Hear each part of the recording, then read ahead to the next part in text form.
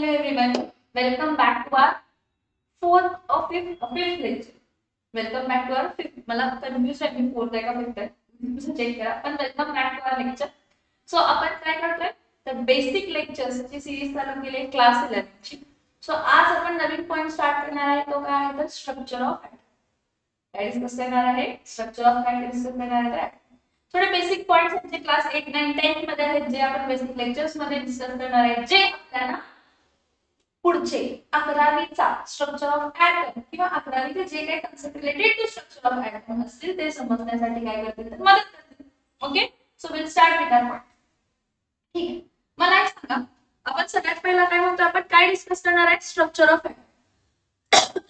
आपण structure of item discuss करणार पण स्ट्रक्चर ऑफ ॲटम डिस्कस करण्याआधी एक लक्षात घ्या की जो ॲटम आहे त्याचा कन्सेप्ट कसा आला आणि काय तर सगळ्यात पहिला इम्पॉर्टंट पॉइंट काय आहे तर matter. So what is matter? Anything which occupies space and which has its own mass of कोणतीही वस्तू ज्याला काहीतरी मास ऑक्युपाय जो काहीतरी स्पेस ऑक्युपाय करतो आणि ज्याला स्वतःचा मास किंवा व्हॉल्यूम आहे त्याला आपण काय म्हणतो तर मॅटर. आता या मॅटरला जर आपण डिवाइड करत गेलं तर तुम्हाला एक स्मॉलेस्ट पार्टिकल मिळतं. काय मिळतं? Smallest particle. This smallest particle is indivisible invisible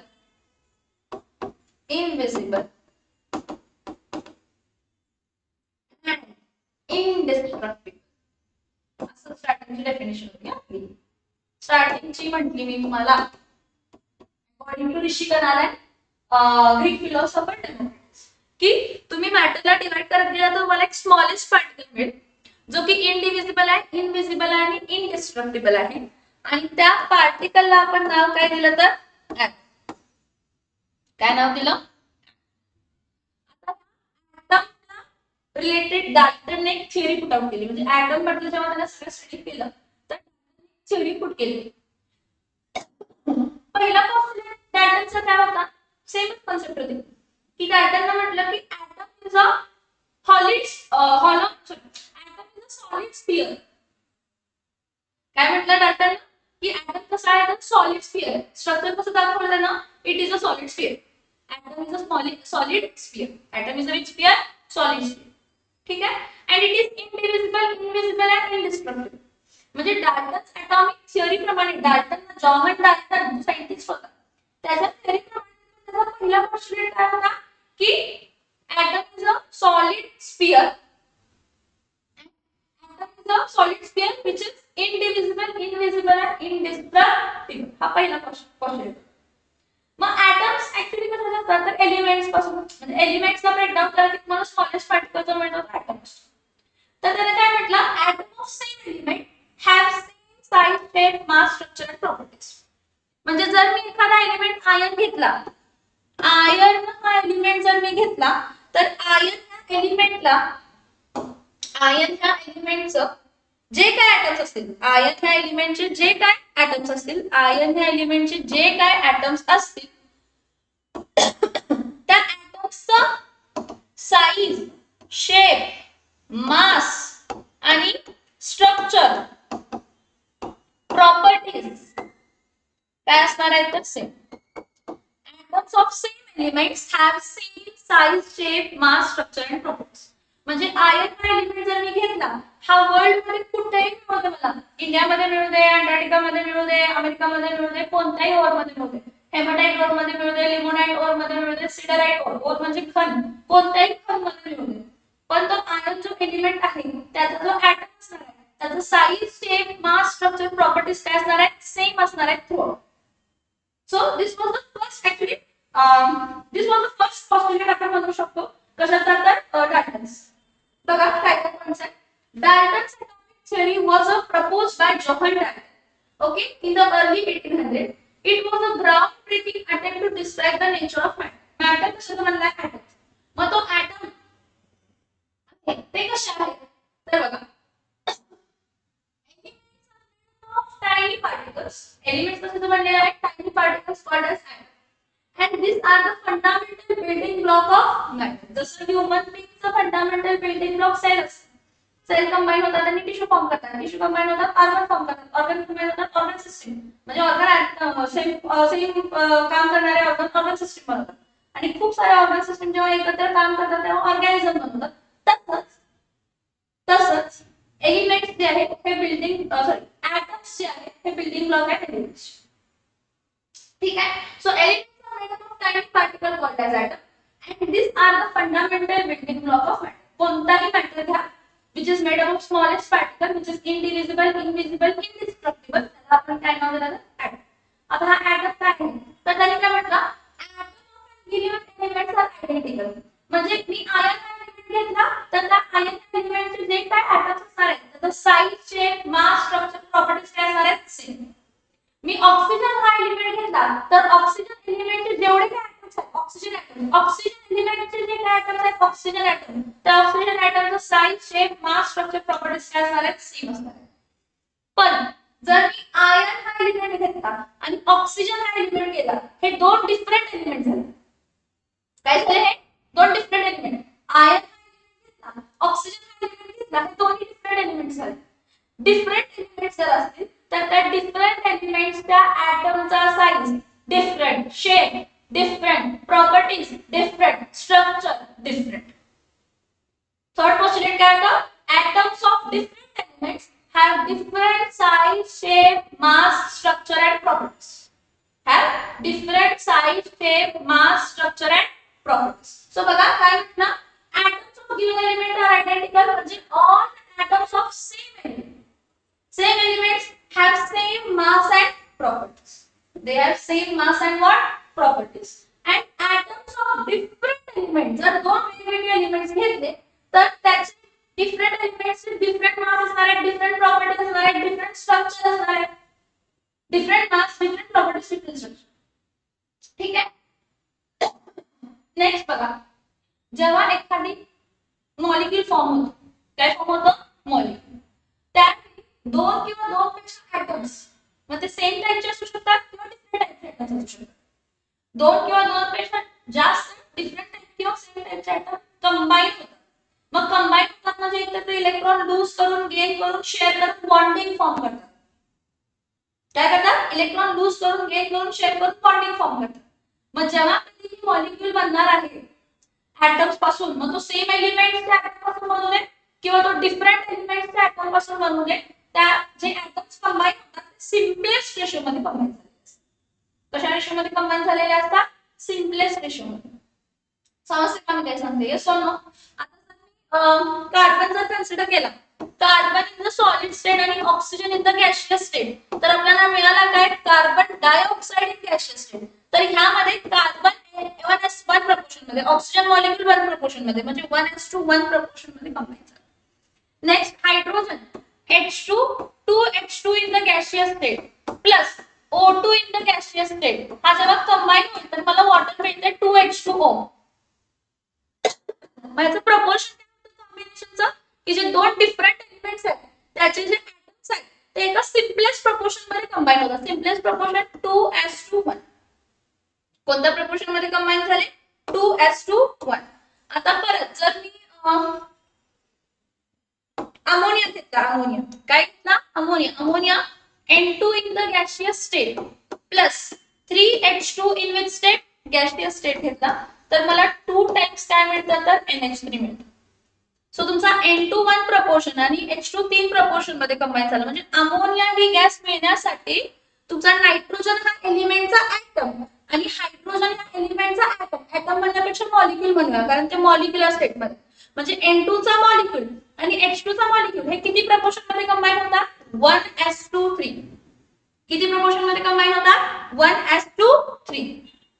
so बघा atoms combine in a simplest four number ratio 1:1 1:2 2:1 2:1 2:3 असं. Okay, so atoms combine in the simplest ratio to form a chemical compound. For example, water combine होण्यासाठी hydrogen आणि ऑक्सिजनचा proportion काय होता 2:1. दोन hydrogen molecules combine होतात एक ऑक्सिजन मॉलिक्यूल बरोबर काय फॉर्म करण्यासाठी 2H2O फॉर्म करण्यासाठी. किंवा मी ॲटॉमिक स्टेट मध्ये ही जर रिएक्शन सांगायचं म्हटलं ऍटॉमिक स्टेट मध्ये, तर hydrogen atom 1/2 of H2, 1/2 of H2 म्हणजे हा H2 कट झाला तर एक हायड्रोजन ऍटम येणार. 1/2 ऑफ H2 नसते, H2 असते. इथं फक्त आपल्याला डायरेक्टली काय लागतो तर H2 in the gaseous state म्हणजे 2 हायड्रोजन ऍटम असणार आहेत त्यामध्ये. आणि ऑक्सिजन किती लागतो, हा photo in the gaseous state म्हणजे काय इथं कट झाला 2 म्हणजे 1 आले. आपल्याला मिळाला तर एक H2O, पण एक H2O मिळण्यासाठी 2 हायड्रोजन ऍटम एक ऑक्सिजन ऍटम बरोबर कंबाईन झाले. म्हणजे जे काय एलिमेंट्स आहेत डिफरंट ऍटमचे जेव्हा मॉलिक्यूल फॉर्म करतात तेव्हा ते कंबाईन होतात सिम्पलेस्ट रेशो मध्ये. सिम्पलेस्ट रेशो काय असणार आहे 1:1 असू शकतो, 1:2 असू शकतो, 2:1 असू शकतो, 1:3 असू शकतो, 3:1 असू शकतो, 2:3 असू शकते किंवा 3:2 असू शकतो. सिम्पलेस्ट हे पॉस्ट्युलेट्स आहेत, हे फिक्स आहेत, हे दिले दाखवले. ठीक आहे. नेक्स्ट काय म्हणतात की ऍटम्स बघा, जेव्हा एखादी केमिकल रिएक्शन होते तो चौथा पॉस्ट्युलेट, जेव्हा एखादी केमिकल रिएक्शन होते तेव्हा कोणताही ऍटम डिस्ट्रॉय होत नाही किंवा कोणताही नवीन ऍटम फॉर्म होत नाही. फक्त जे काही ऍटम्स आहेत ते रिअरेंज होतात. फक्त जे काही ऍटम्स आहेत ते रिअरेंज ऍटम्स रिअरेंज होतात कसे तर त्याची बाहेरची बॅलेन्स तर बॅलेन्स शेल मध्ये इलेक्ट्रॉन लूज होऊन गेन होऊन किंवा शेअर लूज होऊन गेन होऊन किंवा शेअर. समजलं मी काय सांगितलं, लूज होऊन गेन होऊन किंवा शेअर होऊन त्याची बाहेरची शेल रिअरेंज होईल. त्यामुळे तो ऍटम ते सेम आहे ते फक्त रिअरेंज होणार, त्याची आउटर मोस्ट शेल रिअरेंज होणार आणि तुम्हाला नवीन कंपाऊंड देतात. काय देणार आहे तुम्हाला नवीन कंपाऊंड. तुम्ही बघा हे कसं होतंय आता बघा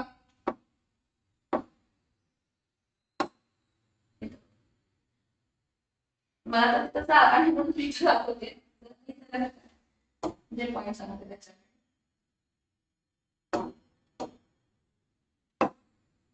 हा हायड्रोजन ऍटम आहे, ठीक आहे. हा हायड्रोजन ऍटम म्हणजे एक सिंगल बॉन्ड H मॉलिक्यूल झाला आणि हा ऑक्सिजन ऍटम काय आहे तर O आहे. आता ऑक्सिजन ऍटमच्या बॅलेन्स मध्ये किती इलेक्ट्रॉन असतात तर 6, 1 2 3 4 5 आणि काय आहे तर 6. ठीक आहे. हायड्रोजन मॉलिक्यूल जो आहे त्या हायड्रोजन मॉलिक्यूल पासून जे ऍटम बनले त्याच्या हायड्रोजनच्या ह्या एका हायड्रोजनच्या ऍटमच्या बॅलेन्स मध्ये 1 इलेक्ट्रॉन आणि ह्या हायड्रोजनच्या पण बॅलेन्स मध्ये किती इलेक्ट्रॉन असतात तर 1. जेव्हा रिएक्शन होते त्यावेळी हा बॉन्ड ब्रेक झाला, इथं एक इलेक्ट्रॉन आला, इथं एक इलेक्ट्रॉन आला, म्हणजे हा इलेक्ट्रॉन इथं गेला, हा इलेक्ट्रॉन आला. आता हा जो हायड्रोजन ऍटम आहे हाचा इलेक्ट्रॉन घेऊन ह्या ऑक्सिजन कडे जातो. क्लमझी होणार ना ते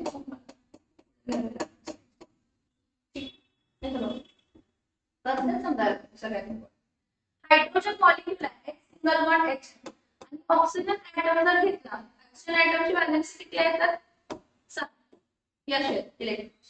जेव्हा हायड्रोजन मॉलिक्यूल ब्रेक डाउन होतो त्यावेळी एक इलेक्ट्रॉन त्याच्या हायड्रोजन कडे जातो, हा इलेक्ट्रॉन त्याच्याकडे हायड्रोजन कडे जातो. म्हणजे हा एक हायड्रोजन आहे, इलेक्ट्रॉन त्याच्याबरोबर हा एक हायड्रोजन आहे त्याचे. सो हा हायड्रोजन जो आहे इथल्या ऑक्सिजन बरोबर पेअर करतो आणि दुसरा जो हायड्रोजन आहे तो दुसऱ्या ऑक्सिजन बरोबर पेअर करतो जे फक्त एकटाच होता आणि पेअर होतो एकटाच बसलेला. मग एकटाच बसलेला म्हणजे काय फॉर्म झाला इथं हा ऑक्सिजन आहे, इथं आहे तसे 2-2 इलेक्ट्रॉन आहेत. इथल्या इलेक्ट्रॉन बरोबर हायड्रोजनचा इलेक्ट्रॉन आला, परत इथल्या ऑक्सिजनच्या इलेक्ट्रॉन बरोबर हायड्रोजनचा इलेक्ट्रॉन. समजलं का?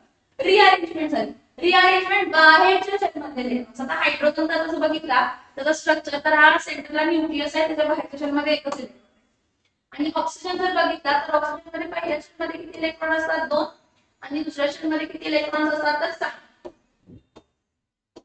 मग ऑक्टेट कंप्लीट करण्यासाठी 2 इलेक्ट्रॉनची कमतरता असते. 1 2 3 4 5 6. मग त्यासाठी ते कोव्हॅलेंट बॉन्ड फॉर्म करतात, कोव्हॅलेंट बॉन्ड फॉर्म करतात आणि H2. हे थोडं पुढचं सांगितलं असेल पण थोडं समजून घ्यायला गरजेचं, कारण कसं आहे पुढचं समजायला जरा मागचं समजायला जरा पुढचं सांगायला लागते, पुढचं समजायला जरा मागचं सांगायला लागते. मग ह्या बेसिक लेक्चर्स मध्ये आपण तेच करतो, पुढच्यासाठी मागचं समजून घ्यायचं आणि मागच्यासाठी पुढचं समजून घ्यायचं. समजते का? सो काय म्हटलं बघा, atoms are neither created, atoms create केले जात नाही किंवा destroyed in a chemical reaction. जेव्हा एखादी केमिकल रिएक्शन होते तेव्हा ऍटमला क्रिएट, नवीन ऍटम्स काय क्रिएट पण होत नाही, जुने ऍटम्स काय डिस्ट्रॉय पण होत नाही. जे काय ऍटम्स आहेत त्यांची बाहेरची शेल आहे, बॅलेन्स शेल ज्याला म्हणतो, जी टाइटली बाउंडेड नसते, जी इलेक्ट्रॉन लूज गेन शेअर करण्याची कॅपॅसिटी ठेवते, ती रिअरेंज होते. ती काय होते? Rearrange. So chemical reactions involves the rearrangement of atom. Rearrangement of atom करण्यापेक्षा म्हणूया ऍटमची बाहेरची शेल, ऍटमची व्हॅलेन्स शेल चे इलेक्ट्रॉन्स रिअरेंज होतात. So only we can say there is a rearrangement. What we can say? There is a rearrangement. What we can say? There is a rearrangement. Rearrangement of what? Outermost shell electrons of atom. आणि त्यामुळे जुना bond break होणे, नवीन bond form होणे, covalent bond form होणे, ionic bond form होणे, सगळ्या गोष्टी होतात. पण या सगळ्या गोष्टींचा एक काय म्हणतात, या सगळ्या गोष्टींचा एक अर्थ म्हणजे हा दिलेला होता की atoms are neither created nor destroyed in the chemical reaction. Chemical reaction involves the rearrangement of what? समजते का? बघा काय काय डाल्टनचे पोस्टुलेट होते. पहिला होता की elements are made up of tiny particles called as atom. This are the fundamental building block of the element. कोणते element? Atom of same element. Atom of same element have same size, shape, mass, structure and properties. And atoms of different elements have different size, shape, mass, structure and properties. ठीक आहे. जेव्हा दोन किंवा दोनपेक्षा जास्त atoms combine एक दुसऱ्या बरोबर मॉलिक्यूल फॉर्म करण्यासाठी, तर ते कॉम्बिनेशन कशामध्ये असतो? सिम्पलेस्ट रेशोमध्ये 1:1, 1:2, 1:3, 2:1 किंवा 1:1 पण असू शकतो. ठीक आहे. So atoms combine simple whole number ratios to form chemical compound. आणि जेव्हा एखादी केमिकल रिएक्शन होत असते, atoms are neither created nor destroyed. There is only rearrangement of atom. Atoms फक्त काय होत असतात? तर रिअरेंज होत असतात. ही डाल्टन्स ऍटॉमिक थिअरी होती. आपण पॉइंट बघतोय स्ट्रक्चर ऑफ ऍटम, त्यावरनं डाल्टनच्या कन्सेप्ट प्रमाणे आपल्याला एकच समजलं की atom is a solid sphere. काय समजलं? Atom is a solid sphere. आता लिमिटेशन्स काय? ऍटम जर सॉलिड स्फिअर आहे तर आपण atom is a solid sphere आपण म्हणतो ऍटमला इंटरनल स्ट्रक्चर. ऍटमला काय आहे? Internal structure. आज आपल्याला माहिती आहे ऍटमला इंटरनल स्ट्रक्चर आहे ते का? तर डाल्टनच्या थिअरी पुढे आपण शिकायला गेलो म्हणजे जे जे काय सायंटिस्ट होते त्यांनी रिसर्च केलं. सो काय काय पॉइंट्स आहेत बघा. Limitation of Dalton's atomic theory. Atom divisible असतो. काय ऍटम काय असतो? Divisible. Dalton's thought atom were indivisible, but we now know today. आपल्याला आज माहित आहे की ऍटमला सब ऍटॉमिक पार्टिकल्स असतात. प्रोटॉन, न्यूट्रॉन्स आणि इलेक्ट्रॉन्स. प्रोटॉन्स पॉझिटिव्हली चार्ज असतात, न्यूट्रॉन्स निगेटिव्हली चार्ज असतात. न्यूट्रॉन्स न्यूट्रल असतात आणि इलेक्ट्रॉन्स काय असतात? तर निगेटिव्हली चार्ज असतात. कधी-कधी फ्लो मध्ये एखादा वर्ड चुकला तर I am extremely sorry. So again I repeat, ते तीन सब ऍटॉमिक पार्टिकल्स असतात ऍटम मध्ये इंटरनल स्ट्रक्चर मध्ये. प्रोटॉन्स जे कसे चार्ज असतात? पॉझिटिव्हली. न्यूट्रॉन्स कसे असतात? तर न्यूट्रल. आणि इलेक्ट्रॉन्स कसे असतात? तर नेगेटिव्हली चार्ज. ठीक आहे. Now atoms of same element have different masses. आपण डाल्टन्स ऍटॉमिक पोस्टुलेट मध्ये सांगितलं ना की atoms of same element have same size, shape, mass, structure and properties. मग सेम मास म्हटलं होय की नाही. पण आता आपल्याला किंवा तुम्ही ऐकलं असेल आयसोटोप्स असं काहीतरी. काय ऐकलं असेल? आयसोटोप्स. मग आयसोटोप्स काय असतात? Isotopes are of same element having same atomic number but different atomic mass number. म्हणजे कार्बन हा एलिमेंट त्याचा atomic mass 12 पण असू शकतो. कार्बन हा एलिमेंट त्याचा atomic mass 13 पण असू शकतो. कार्बन हा एलिमेंटचा atomic mass 14 पण असू शकतो. सिमिलरली हायड्रोजन या एलिमेंटचा atomic mass 1 पण असू शकतो. हायड्रोजन या एलिमेंटचा मास 2 पण असू शकतो. हायड्रोजन या एलिमेंटचा atomic mass 3 पण असू शकतो. सो काय म्हटलं? atoms of the same element can have different masses. का? तर नंतर ना डाल्टनच्या थिअरी नंतर खूप वर्षानंतर हे लिमिटेशन एक्झिस्ट येणार आहे. का? तर आयसोटोप्स त्यावेळी माहितच नव्हते. कारण isotopes are atoms of same elements. Isotopes and atoms of same elements असतात with different number of neutrons, hence different masses. ठीक आहे. नेक्स्ट बघा. Dalton's theory does not account for allotropes. Allotropes हे आपण पुढे शिकायचं. सेम एलिमेंट जेव्हा एकापेक्षा जास्त स्ट्रक्चर्स मध्ये क्रिस्टलाइज होतो, म्हणजे फॉर एक्झाम्पल कार्बन आहे, तर कार्बन हा डायमंडच्या स्ट्रक्चर मध्ये पण क्रिस्टलायझेशन दाखवतो. कार्बन हा ग्रेफाइट पण फॉर्म करू शकतो, कार्बन हा फुलरन पण फॉर्म करू शकतो. हा पॉइंट मी नंतर घेते, पण लक्षात ठेवा की Dalton's atomic theory does not account for allotropes. Allotropes are different forms of the same element. Example, diamond and graphite both are made from carbon, but they have different properties. Next, it doesn't explain how atoms combine. आता मी तुम्हाला सांगितलं, दाखवलं की इथं bond break झाला, मग ते share झाला, मग ऑक्टेट कंप्लीट व्हायला पाहिजे, असे मी शब्द वापरले. आय डोंट नो तुम्हाला किती समजले, पण ठीक आहे, आपण समजून घ्यायचंय.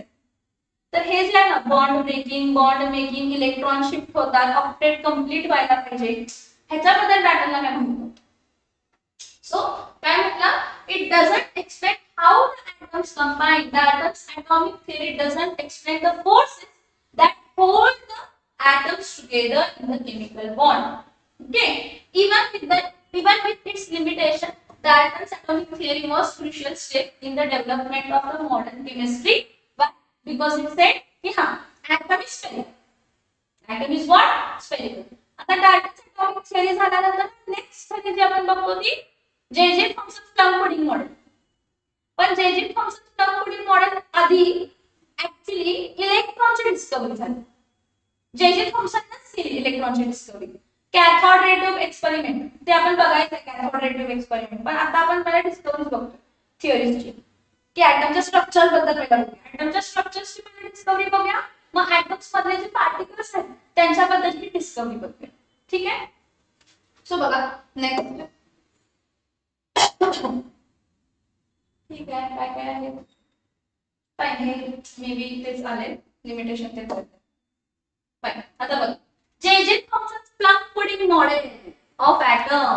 whose plum pudding model. हे प्लम पुडिंग मॉडेल म्हणण्यापेक्षा वॉटरमेलन बघा. मी जेव्हा प्लम पुडिंग म्हणते ना, तुम्ही वॉटरमेलन कलिंगड लक्षात ठेवा. कलिंगड मध्ये रेड पार्ट आहे ना, पॉझिटिव्ह पार्ट आहे, आणि ब्लॅक बी आहेत ना, ते निगेटिव्ह पार्ट आहे.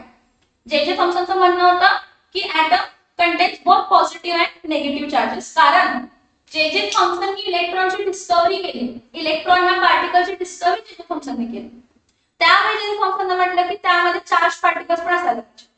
पण जेव्हा चार्ज पार्टिकल्स असायला पाहिजे ते म्हटलं, त्यावेळी एक तर कन्सेप्ट क्लिअर होती की ऍटम न्यूट्रल आहे. मग जर ऍटम न्यूट्रल आहे तर ऍटम मध्ये निगेटिव्ह पार्टिकल पण असणार आणि पॉझिटिव्ह पार्टिकल पण असणार. सो त्या गोष्टी लक्षात ठेवून की इलेक्ट्रॉन पण आहे जे की निगेटिव्हली चार्ज आहे, प्रोटॉन आहे जे की पॉझिटिव्हली चार्ज आहे. हे दोन कन्सेप्ट ठेवून जे थॉमसनने त्याचं प्लम पुडिंग मॉडेल. आणि तो प्लम पुडिंग मॉडेल आपल्या आपण काय डिस्कस करायचा, वॉटरमेलन कलंगडा, की कलंगड्यामध्ये जो रेड पार्ट आहे युनिफॉर्मली डिस्ट्रीब्युटेड तो आपले पॉझिटिव्ह पार्ट आहे ना, आणि जे ब्लॅक कलरचे बिया आहेत ते इलेक्ट्रॉन्स आहेत, निगेटिव्हली चार्ज पार्टिकल्स. ठीक आहे, ओके.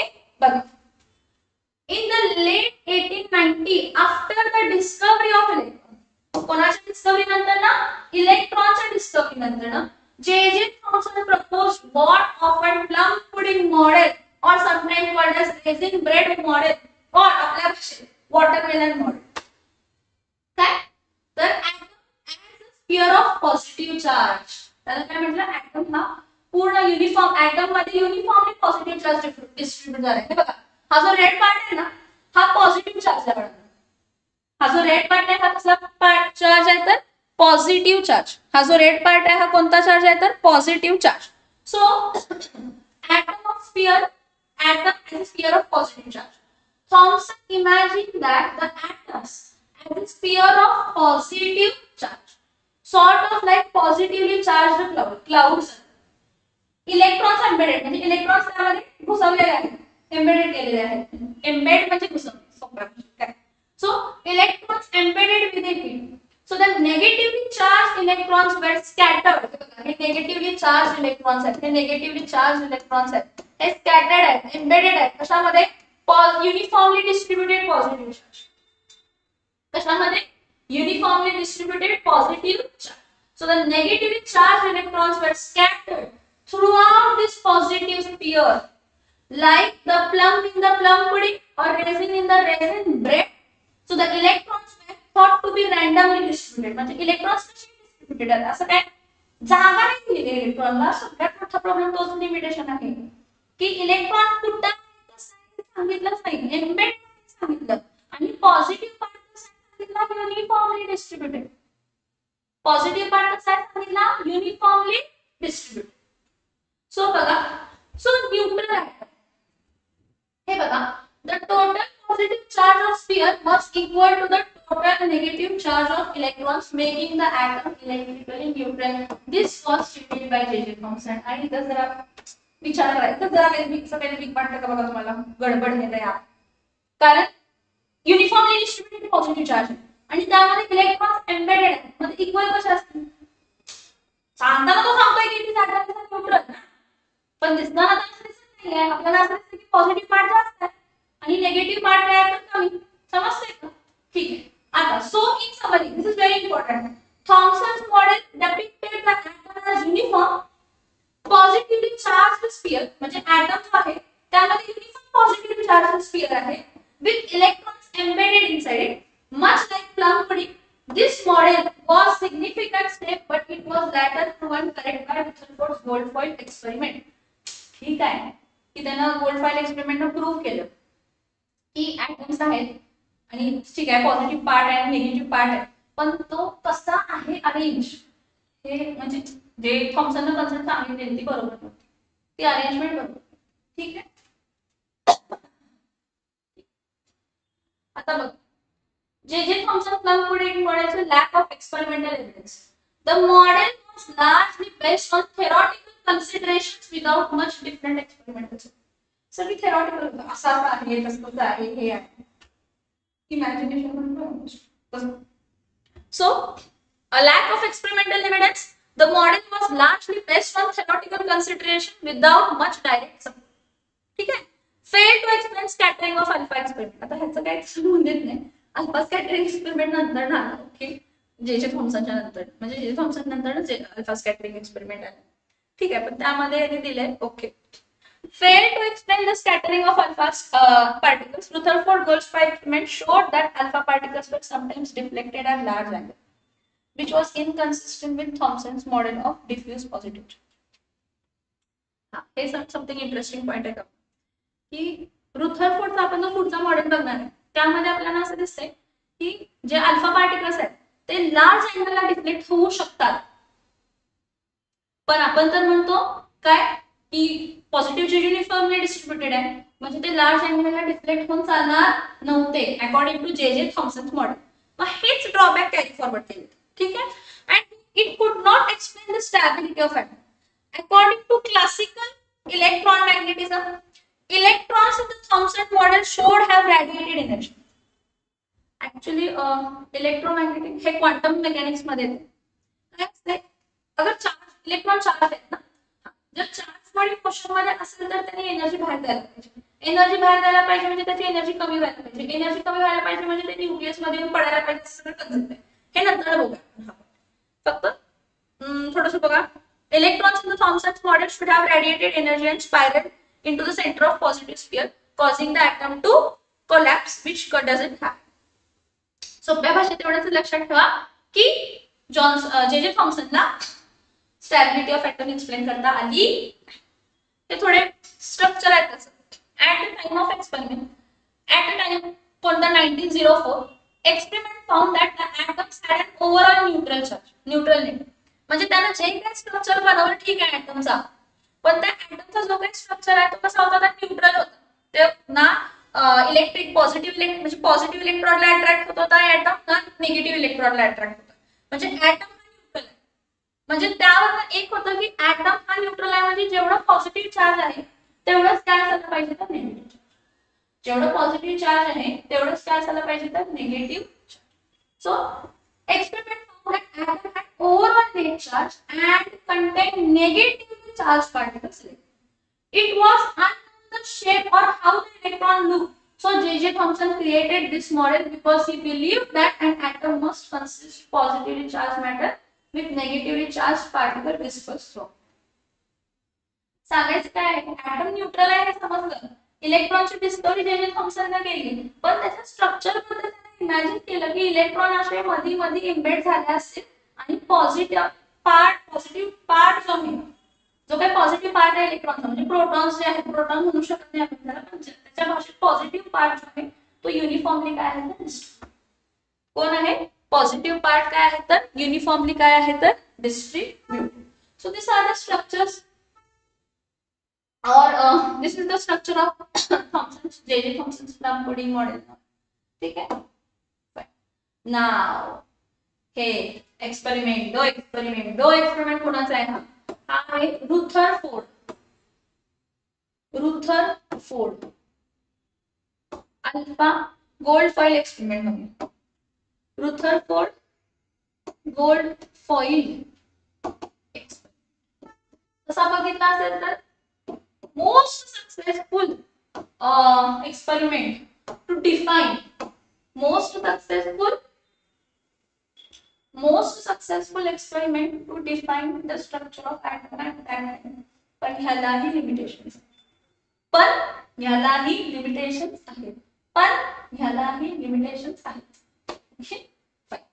बघ अल्फा स्कॅटरिंग एक्सपेरिमेंट मध्ये ऍक्च्युअली काय होतं की रुथरफोर्डनं एक रेडिओएक्टिव्ह मटेरियल घेतला थोरियम आणि या थोरियमला लेड ब्लॉक मध्ये ठेवलं.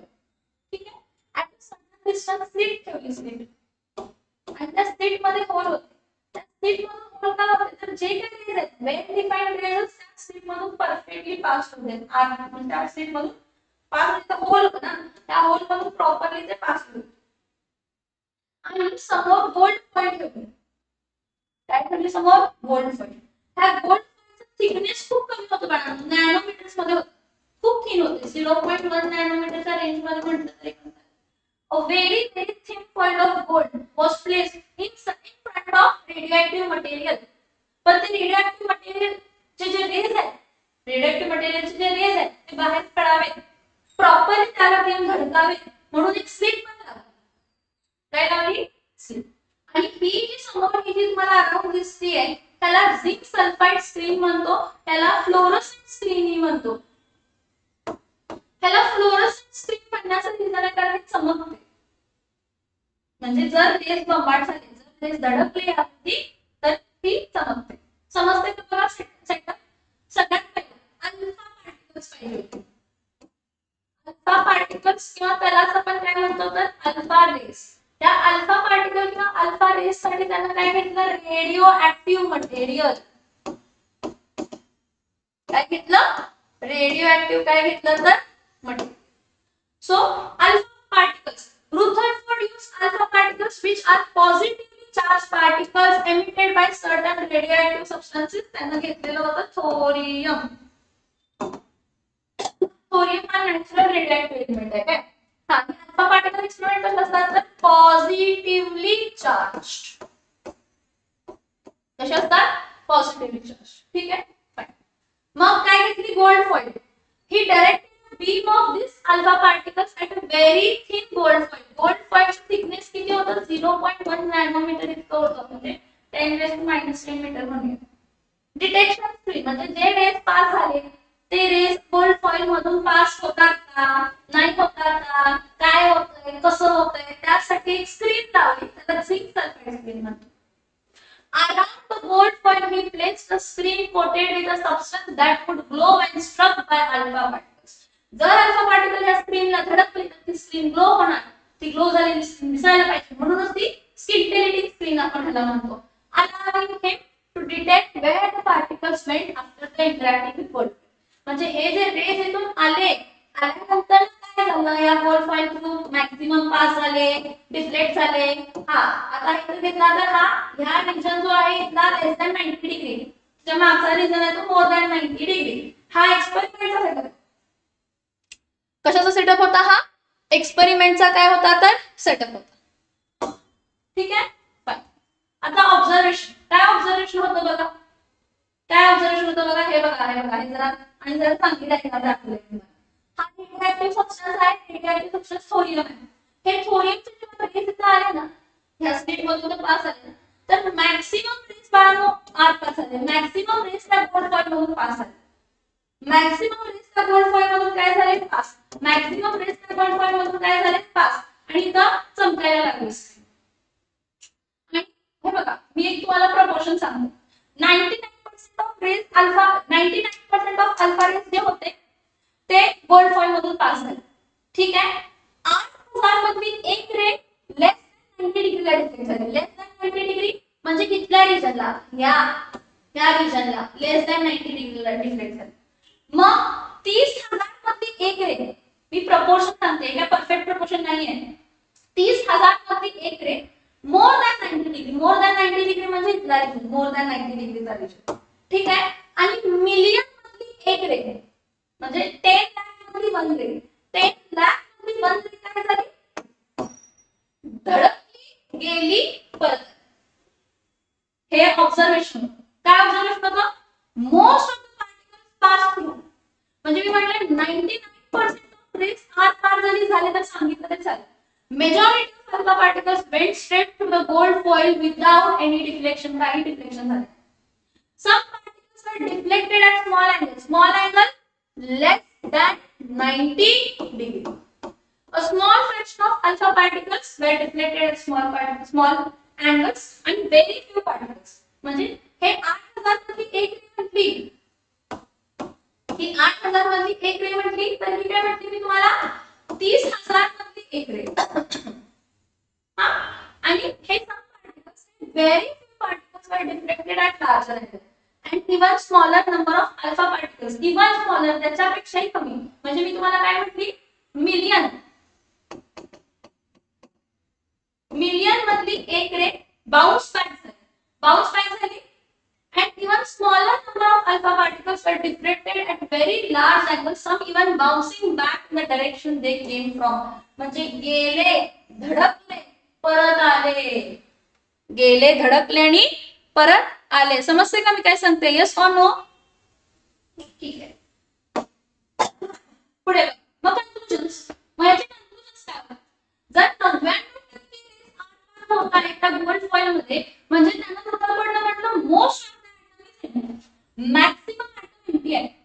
मॅक्सिमम जो ॲटम आहे empty, since most of the particle passes through the atom, Rutherford concluded that atoms are mostly empty space. Atoms are mostly empty space. Next, मग जे काही इलेक्ट्रॉन्स किंवा जे काही डिफ्लेक्शन झालं less than 90 degree, more than 90 degree किंवा जाऊन गेला आणि मिलियन मध्ये बाउन्स बॅक परत झाली, तर ते न्यूक्लियसला धडकले असते. न्यूक्लियस पॉझिटिव्हली चार्ज आहे आणि अल्फा पार्टिकल पण पॉझिटिव्हली चार्ज आहे. त्यामुळे जर तो अल्फा पार्टिकल न्यूक्लियसला, जो की पॉझिटिव्हली चार्ज असणार आहे, कारण न्यूक्लियस मध्ये प्रोटॉन्स असतात हे आपल्याला माहित आहे. सो आता समजून घ्या की न्यूक्लियस पॉझिटिव्हली चार्ज आहे आणि अल्फा पार्टिकल जी आहे ती पण पॉझिटिव्हली चार्ज होती. त्यामुळे जेव्हा सेंटरला धडकली मिलियन मधली एक रे धडकून परत बाउन्स बॅक झाली. So positive charge is concentrated in a small region. The large deflections observed could only be explained if positive charge was concentrated in the small dense region within the atom. म्हणजे एक complete हा सेंटरला nucleus आणि definite डिस्टन्सला काय आहे तर shells आहेत आणि त्या शेल्स मध्ये काय आहे तर इलेक्ट्रॉन्स असतं. स्ट्रक्चर जरी म्हटलं तरी पण चालेल. पुढे म्हटलं nucleus, the Rutherford called this small dense positively charged region. जिथं इलेक्ट्रॉन्स धडकले, डिफ्लेक्ट झाले, मोर दॅन लेस दॅन किंवा बाउन्स बॅक झाले. The nucleus. Rutherford called this small, dense, positively charged region the nucleus. He proposed that the nucleus contains most of the atom's mass. Very important. Rutherford ने हेही conclude केलं. Rutherford ने हेही conclude केलं की जो काही मास आहे ॲटमचा, जो काही ॲटमचा काय मास, जो काही मास आहे ॲटमचा कुठे concentrated, mass of atom is concentrated in the nucleus. आता this next काय म्हणतात बघा, electrons orbit the nucleus. electrons orbit the nucleus. हा न्यूक्लियस आहे, त्याच्या डेफिनेट डिस्टन्स ला एक रिजन आहे, असं एक सर्क्युलर ऑर्बिट आहे, लाईक अ सोलार सिस्टम आपण म्हणूया, आणि त्या ऑर्बिट्स मध्ये नेगेटिव्हली चार्ज इलेक्ट्रॉन्स फिरत असतात. हे कन्क्लूजन होतं. He proposed that the electrons orbit the nucleus similar to the planet orbiting the sun. See ही ऍक्च्युली रुथरफोर्ड न काय केलं की स्ट्रक्चर ऑफ ऍटम आणि structure of solar system compare केले. कसं तर सेंटरला आपल्या काय आहे सन सोलार सिस्टीमच्या आणि डेफिनेट डिस्टन्सला काय तर ऑर्बिट्स. त्या ऑर्बिट्स मध्ये काय फिरतात प्लॅनेट्स मर्क्युरी व्हीनस अर्थ मार्स असं एक एक प्लॅनेट फिरतात.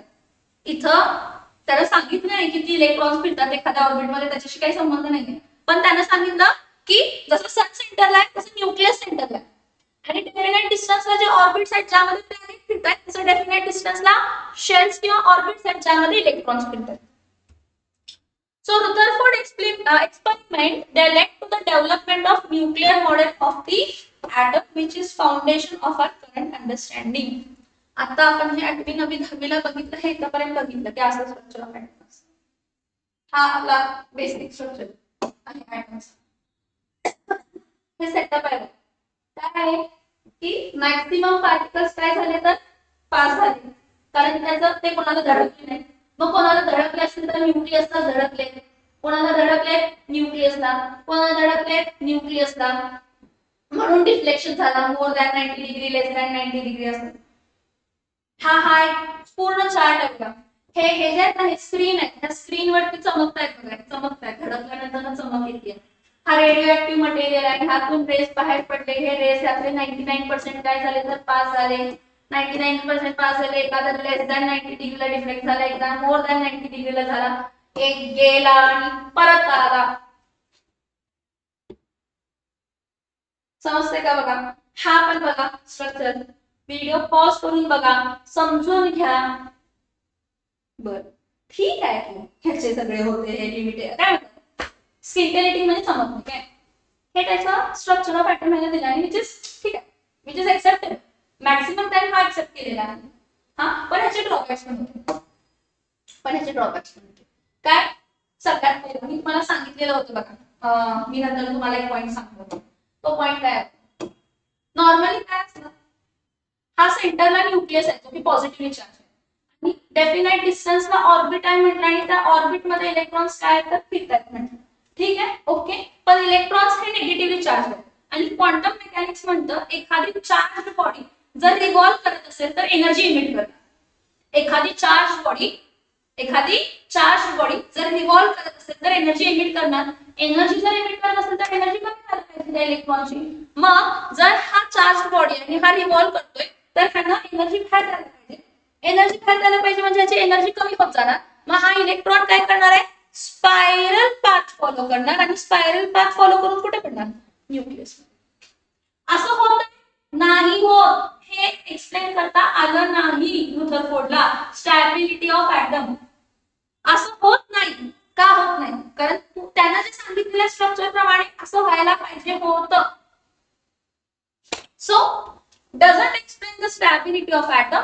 According to classical physics, an electron orbiting the nucleus would continuously radiate energy. जर इलेक्ट्रॉन न्यूक्लियसच्या भोवती फिरतोय इलेक्ट्रॉन हा चार्ज आहे आणि रिव्हॉल्व होतोय तर एनर्जी बाहेर द्यायला पाहिजे. एनर्जी बाहेर द्यायला पाहिजे तर एनर्जी कमी व्हायला पाहिजे. त्याची एनर्जी जर कमी व्हायला पाहिजे तर it should cause a spiral path आणि तो न्यूक्लियस मध्ये फॉल व्हायला पाहिजे. So Rutherford model couldn't explain why atom don't collapse म्हणजे it does not explain the stability. Next हे ॲटॉमिक स्पेक्ट्रा हे आपण बोहर्स थेअरी पुढे बघायचं आहे आपल्या 11वी 12वी त्यामध्ये तुम्हाला जास्त समजेल. पण आता फक्त लक्षात ठेवा की रुथरफोर्डला ना ॲटॉमिक स्पेक्ट्रा एक्सप्लेन करता आलं नाही. Rutherford model couldn't explain the discrete line observed in the atomic spectra of elements. ठीक आहे. No detail about electrons orbit ते किती म्हणजे जे काय ऑर्बिट्स आहेत ना इलेक्ट्रॉन फॉर्म झाला म्हटलं ना आपण स्ट्रक्चर काय म्हटलं त्याला काय म्हटलं ठीक आहे हा न्यूक्लियस आहे हा ऑर्बिट आहे. बरं हे ऑर्बिट किती डिस्टन्सला आहे न्यूक्लियस पासून त्याचा काय एनर्जीचं रिलेशन आहे का किंवा ह्या ऑर्बिट मध्ये किती इलेक्ट्रॉन बसतात काय इलेक्ट्रॉन बसतात याबद्दल काही इन्फॉर्मेशन रुथरफोर्डला देता आली. समजते मी काय सांगते. So this is all about the 3 theories. कोणती थिअरी आपण बघितली पहिली बघितली डाल्टन्स ॲटॉमिक थिअरी त्यामध्ये डाल्टन स्ट्रक्चर बघितला. म्हणजे जे थॉमसन प्लॅंक मॉडेल बघितलं आणि रुथरफोर्ड ॲटॉमिक मॉडेल. आता इथंच थांबूया. हा लेक्चर परत बघा, रिवाइज करा, समजून घ्या, नोट्स काढा. पुढच्या लेक्चरला बोहर थ्योरी बघायची आणि discovery of sub atomic particles बघायची. प्रोटॉनची डिस्कवरी कशी झाली, इलेक्ट्रॉनची डिस्कवरी कशी झाली, न्यूट्रॉनची डिस्कवरी कशी झाली, ॲटॉमिक नंबर म्हणजे काय, ॲटॉमिक मास म्हणजे काय, आणि खूप काय. सो येस, लेक्चर बघा, समजून घ्या आणि पुढच्या लेक्चरला कनेक्टेड राहा. Bye, have a good day. Thank you for watching my video.